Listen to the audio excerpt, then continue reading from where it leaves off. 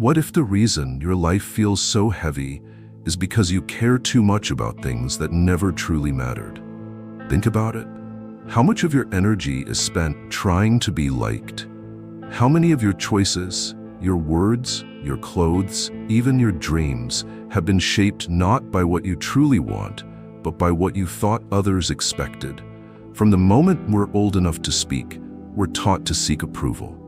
We learn to smile when we're hurting, to nod when we disagree, to perform instead of express. And slowly, almost imperceptibly, we start building a life that is perfectly acceptable to everyone else, except ourselves. We become addicted to validation. A compliment becomes our drug, a like on social media, a nod of approval from a boss, a passing glance of admiration. They feel like small victories, but they chain us to a cycle of needing more. And what happens when that validation doesn't come? We spiral. We question our worth. We believe we failed, not because we've done something wrong, but because we've failed to please. It's exhausting. But what if everything you've been taught about caring too much is what's holding you back from truly living? What if letting go of the need to be perfect, the need to impress, the need to always get it right, isn't giving up, but finally waking up? This isn't a call to apathy, it's an invitation to freedom. Michel de Montaigne, a 16th century philosopher who lived through war, loss, and political chaos, didn't seek fame or followers. He withdrew from society not to escape life, but to understand it. From the quiet of his personal library, he wrote not to impress the world, but to reconnect with himself. And in that solitude, he discovered something most of us spend a lifetime missing. Peace doesn't come from control, it comes from clarity, from surrender, from finally realizing that you don't need to care about everything, only about what truly matters. So the real question is, what would happen if you stopped caring about what never really mattered? Michel de Montaigne lived in one of the most chaotic periods of French history: civil wars, religious fanaticism, and political instability. But instead of seeking power or preaching revolution, he did something radically different. He stepped away. He retreated from politics, abandoned public life, and withdrew to a quiet tower in his estate. There, surrounded by shelves of ancient books and inscriptions on the walls reminding him of life's impermanence, he began writing. Not to change the world, but to understand himself. Montaigne was no saint. He wasn't a guru or an ascetic. He was deeply flawed by his own admission. He suffered profound grief, including the death of 5 of his 6 children. He lost his closest friend, Etienne de la Boétie, a relationship so intimate and irreplaceable that he never sought another like it. He lived with the disillusionment of watching his country tear itself apart in the name of religion and power. And yet, instead of letting that pain harden him, Montaigne turned inward not to escape the world, but to make peace with it. His philosophy? Simple, but revolutionary. Stop trying to control everything. Let go. One of Montaigne's most striking reflections is deceptively short, but immensely powerful. My life has been full of terrible misfortunes, most of which never happened. Pause for a moment. Let it sink in. What he's pointing to is not just anxiety, but the human tendency to suffer from our imagination. We don't just fear what is, we fear what could be. We rehearse future arguments, anticipate disasters, and catastrophize what-ifs. We spend sleepless nights playing out worst-case scenarios in our minds, preparing for things that may never arrive. We become consumed by the illusion that if we worry enough, plan enough, control enough, we'll finally be safe. But we're not. What Montaigne saw with a rare clarity is that much of human suffering doesn't come from life itself, but from our resistance to it. From our insistence that it must conform to our ideas, our timing, and our preferences. And because life rarely does, we suffer. Not because we're weak, but because we were taught to fight what must be flowed with. This is the art of letting go, not passivity, but trust. Not laziness, but wisdom. A deep internal shift from clenching to allowing. Montaigne didn't suggest giving up on life. He didn't recommend apathy or disengagement. He didn't argue against action, love, or purpose. What he proposed was more subtle, more difficult, to live fully while letting go of the illusion that you can control how everything unfolds, to be present without clinging, to act without obsession, to love without possession. This is where modern minds struggle. We live in a culture of hustle, of certainty, of performance. We are conditioned to measure worth by productivity, success by control. To let go feels dangerous, irresponsible even. But Montaigne would argue the opposite, that control is the real illusion and the real danger. Because while we chase it, we miss life as it is. While we grip tightly to what we want, we lose sight of what already is. While we perform, we forget how to be. And so, Montaigne went into his tower, not to run away from life, but to finally meet it as it is uncertain, unpredictable, and yet beautiful in its own wild logic. His essays weren't designed to impress anyone. He didn't write for applause. He wrote to understand, to explore the contradictory, messy, fragile experience of being human. He confessed his weaknesses, his fears, his inconsistencies, not to posture, but to be real. And in doing so, he gave us a mirror. Not a map to follow, but a reflection to sit with. Letting go, in Montaigne's philosophy, is not indifference. It's not a withdrawal from responsibility. It's the courage to stop resisting the truth, that life can't be controlled, that people will misjudge you, those plans will fall apart, that not everything can or should be fixed. And when we finally accept that something shifts, we start to breathe again. We stop fighting the waves and begin to float. We realize that most of what we feared was a story we told ourselves, that most of what we tried to control never truly needed our grip. Letting go is the beginning of presence, and presence is the beginning of power, not the loud kind, not the one that dominates, but the silent kind, the kind that radiates from within, the kind that Montaigne lived and still whispers to us centuries later. Let life be what it is, and let yourself be who you are, flawed, beautiful, changing. That's where peace begins. We don't realize how early it begins. Before we know how to read or write, we already understand what it means to be accepted and what it costs to be rejected.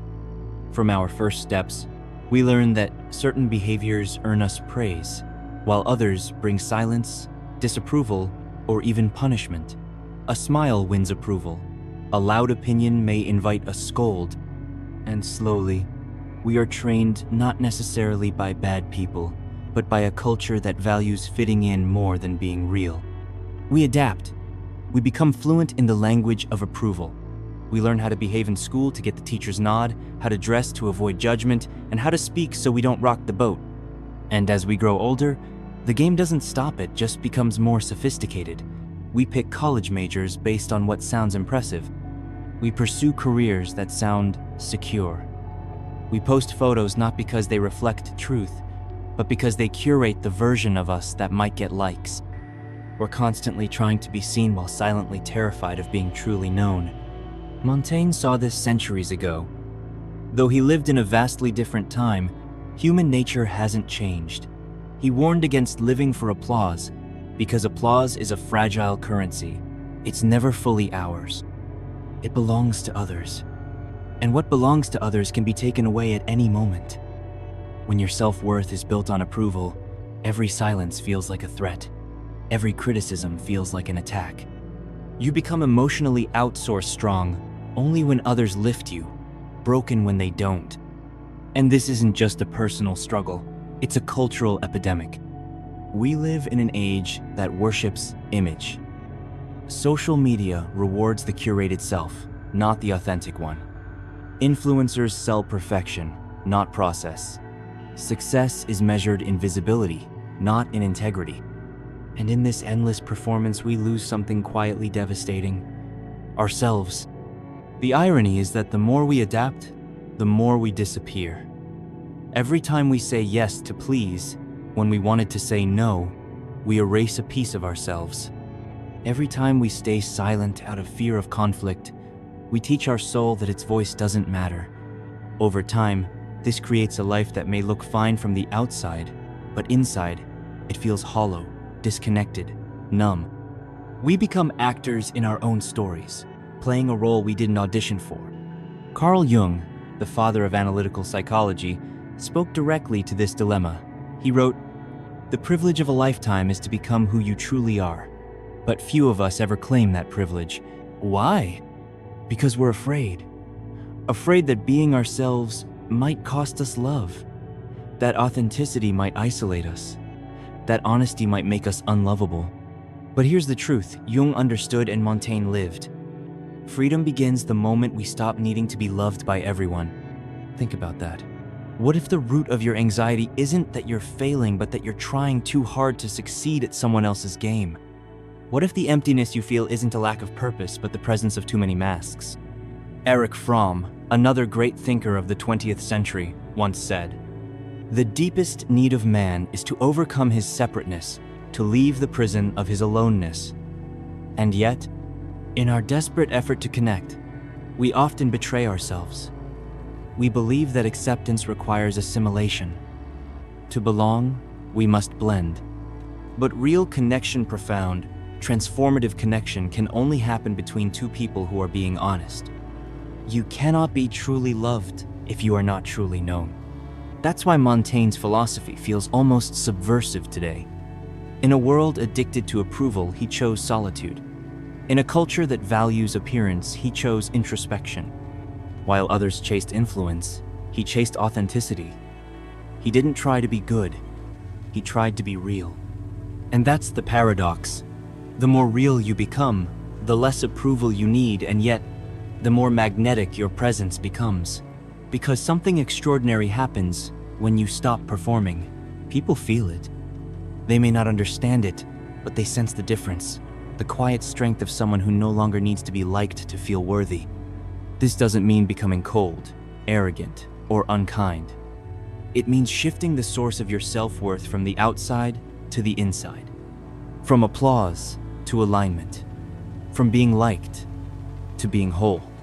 You don't need to renounce society or retreat to a tower like Montaigne, but you do need to ask hard questions. Whose approval are you still chasing? What parts of yourself have you silenced to keep the peace? What decisions have you made not from desire, but from fear? These questions are uncomfortable, but they're also the beginning of freedom. Because once you start recognizing the patterns, you can begin to break them. You can speak even when your voice shakes. You can say no without apology. You can stop dressing your truth in polite silence. You can return to yourself, not the polished version, but the real one. And that's where life begins to feel alive again. Jung believed that the shadow, the hidden, repressed parts of our selfish holds, not just our pain, but our power. To reclaim that power, we must be willing to step outside the safety of approval, to risk being misunderstood, to trade acceptance for authenticity. It's not easy, but it's real. And in the long run, that's what endures, not how many people liked your choices, but how deeply you lived them. We live in a culture that worships control. We're told to plan, predict, optimize, and get ahead. Productivity becomes identity. Control becomes our drug. And the idea of letting go? It's dismissed, mocked even as weakness, as surrender, as giving up. But Montaigne saw things differently. He believed that letting go was not a weakness. It was clarity. Not resignation, but liberation from the illusions that keep us bound to fear, frustration, and suffering. To him, freedom wasn't the absence of effort, it was the absence of compulsive striving. It was the choice to live with intention, without becoming enslaved by outcomes. The difference is subtle but radical. Think about it. Control says, I need everything to go my way, or I can't be at peace. Letting go says, I will show up fully, but I will not lose myself when life doesn't obey my script. Control is rooted in fear. Letting go is rooted in trust. And perhaps nothing in Montaigne's life captured this truth more powerfully than the day he nearly died. He was riding a horse ordinary task, when suddenly he was thrown violently to the ground. He lost consciousness. For a moment, his life hung in the balance. There was no time to plan, no way to predict, no amount of preparation that could have prevented it. And as he recovered, something shifted in him forever. He realized just how fragile life is, how easily everything can change in a moment, and how foolish it is to live as though we can master what was never meant to be controlled. This wasn't just a brush with death, it was a confrontation with reality. And in that confrontation, Montaigne found a new way to live, not by gripping tighter, but by loosening the grip, not by withdrawing from life, but by entering it more honestly. He did not propose passivity, one scholar wrote, but an active life free from compulsive striving. This is essential. Letting go doesn't mean apathy. It doesn't mean giving up or drifting aimlessly. It means choosing where to focus your energy and refusing to waste it on illusions. It means working hard, but not being crushed if things don't go your way. It means loving deeply, but not needing the other person to complete you. It means showing up, doing your best, then releasing the outcome. This is presence, and presence is power. When you're present, you don't act out of panic or ego. You don't manipulate, force, or perform. You respond with clarity. You move with rhythm. You create from a place of groundedness rather than fear. Control tries to bend life into shape. Presence listens to life and moves with it. This shift from control to clarity isn't something you can fake. It's not a new mindset to try on for a weekend. It's a deep, internal change. A reorientation of how you relate to yourself, to others, to time, to success, to love, to failure. And it often begins in moments of collapse. Moments when the plans fall apart, when the things you held tightly slip through your fingers, when the people you tried so hard to keep walk away anyway, when life doesn't just ignore your control, it shatters it. These are not signs that you're losing. These are invitations to wake up. Montaigne wrote that it was after his fall from the horse, after his confrontation with helplessness, that he began to understand what it meant to truly live. Before that, he was still trying to secure life, predict it, shape it into something manageable. After that, he began to see it as something to participate in, not dominate. And he found something surprising in this surrender. Peace.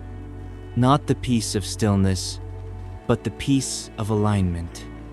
Of knowing that you're living honestly, of acting without attachment, of caring deeply, but not being controlled by what you care about. This is the paradox of letting go.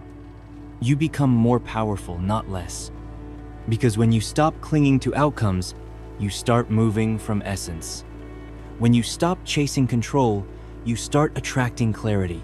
You stop being frantic and start becoming focused. You're no longer trying to manipulate the river of life. You're learning how to swim in it. And the best part? People feel this shift. The world responds. You stop being the person who demands attention and become the one whose presence speaks without words. You stop being reactive and become deeply rooted. You stop living from the surface and start touching the truth of who you are. Letting go doesn't take you out of the game. It puts you back into it fully, fiercely, and freely. So ask yourself, what are you still trying to control that was never yours to hold? Where are you exhausting yourself with effort that's disconnected from presence? What might happen if you showed up fully but let go of the outcome? This is the path Montaigne walked. It's not glamorous, it's not loud, but it is real. And in a world obsessed with force, precision, and predictability, his quiet clarity is a revolution. He reminds us that life is not a formula to solve, it's a rhythm to join. And that rhythm becomes audible only when we're willing to release the noise inside us, the fear, the grip, the obsession with results, and simply be here, now, alive. Letting go isn't giving up. It's coming back to yourself, to life, to what actually matters. There's a quiet, almost imperceptible moment in every life, a moment when something inside you loosens. A tension you've carried for years slips away, not because you've solved everything, not because life suddenly became easier, but because, for the first time, you stopped clinging. You stopped chasing approval. You stopped trying to control what others think. You stopped holding yourself hostage to perfection. And in that space, something honest emerged. The moment you stop chasing validation is the moment you start attracting truth. That's not a slogan, it's a shift, a rebirth. Because when you're no longer performing, you give people the gift of your real presence. When you stop needing to be everything, you become something real. And when you no longer bend yourself into who you think you should be, you finally stand in who you already are.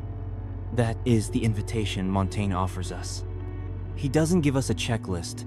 He doesn't hand out life hacks. What he gives us is permission. Permission to stop pretending. Permission to feel. Permission to fail, to change, to contradict yourself. Permission to be human. And in that humanity, you discover something extraordinary. Strength. Not the strength of domination, but of alignment. Not the kind that crushes others, but the kind that can finally carry you. So let me ask you, directly, what are you still holding on to that's already hurting you? A relationship that no longer honors your growth? A goal that isn't yours but feels too late to let go? A self-image you're exhausted from maintaining? An old story of your worth that no longer fits the truth? We all hold things, but some of what we hold holds us back. And sometimes, surrender isn't about failure, it's about finally having the wisdom to put something down, to stop carrying what was never meant to be yours forever, to let go not because you don't care, but because you finally do. This is not about detachment in the cold, clinical sense. It's about presence. It's about clarity. It's about looking at your life without filters and asking, what really matters? What is mine to carry? And what can I release? When you stop trying to be invincible, you become real. And realness truth has a power nothing else can imitate. So here's my invitation to you now. Share your story. What have you let go of that changed you? What moment of surrender gave you unexpected strength? What truth did you only find after you stopped chasing the world's approval? Your experience might be the light someone else needs right now. In a world full of noise and illusion, your authenticity is medicine. Montaigne's legacy is not a system, it's a mirror. One that reflects the beauty of being fully, imperfectly, unapologetically human. He reminds us that you don't have to fix everything to be free. You don't have to be liked to be lovable. You don't have to control life to live it. You just have to let go of what was never yours to begin with. And in that release, you'll find a deeper kind of strength, the kind that doesn't shout, but resonates. The kind that doesn't demand attention, but draws it naturally. The kind that doesn't need to impress, because it is enough. So breathe. Release the need to please, the need to control, the need to be perfect, and come home to yourself. Because when you stop caring about what doesn't matter, what does finally has room to bloom. If this message resonated with you even for just a moment, don't forget to like this video. It helps us bring more of this kind of honest, awakening content to those who need it. Make sure to subscribe and turn on notifications so you don't miss the next journey inward, where we explore more ideas that don't just inspire, but transform. And now, I'd love to hear from you. What part of today's reflection spoke to you the most? What are you ready to let go of? Drop a comment below and share your insight. Your voice might be the spark someone else needs to begin their own path back to themselves. Until next time, stay grounded and stay true.